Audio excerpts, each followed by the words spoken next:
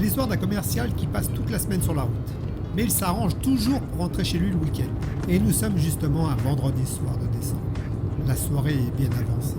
Il est encore au volant et il lui reste encore pas mal de chemin à faire pour rentrer.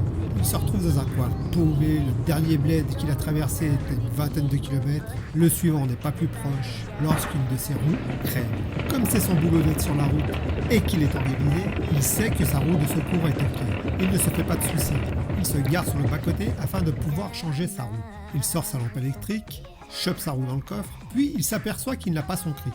Effectivement, le week-end précédent, il s'en est servi et ne l'a pas rangé. Et le coin est désertique, il n'y a pas une voiture qui passe. Il n'a d'autre alternative que de s'armer de courage et de partir à pied au dernier village qu'il a traversé. Où, se souvient-il, se trouve un garagiste qui devrait pouvoir lui vendre un cric. C'est donc une longue marche qui l'attend. Comme on est en hiver, une pluie pénétrante commence à tomber et à le glacer jusqu'aux os. Il est dans le noir complet, sa lampe électrique ayant rendu l'âme quelques kilomètres après son départ. Des pensées noires commencent à l'envahir. Il commence à se parler à lui-même. Son mental et sa conscience vont démarrer un dialogue. Il se dit, est-ce qu'au moins cet abruti de garagiste va avoir un cric? Ouais, bien sûr, tous les garages ont un cric de toute façon. Ah mais le mec va devoir venir. Dans ta situation, avec ton look de chien mouillé, là, il va au moins t'en demander 500 balles du machin. Les kilomètres passent. Et son mental et sa conscience sont toujours en pleine conversation. Ah mais je pense que les garagistes de nos jours, c'est plus comme avant, ils sont honnêtes. Tu parles, il peut même t'en demander 1000 balles. De toute façon, t'as pas le choix. Exacerbé par l'absurdité de la situation, par les éléments qui se déchaînent contre lui, une sorte de colère monte en lui au fil des kilomètres. Son dialogue intérieur s'intensifie. Le mental est pris le dessus dans la conversation quand même.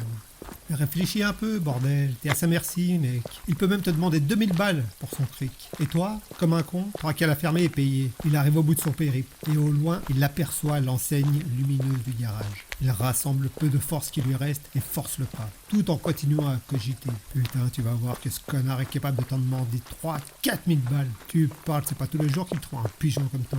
Arrivé au portail du garage, il commence à tambouriner. Pas de réponse. Il s'active, coup de pied, coup de poing contre le portail métallique. Une lumière s'allume. Une tête complètement embrumée se pointe à la fenêtre du premier étage. Avant même que le garagiste ait pu placer un seul mot, le commercial rempli de fureur lui hurle « Espèce de gros enculé!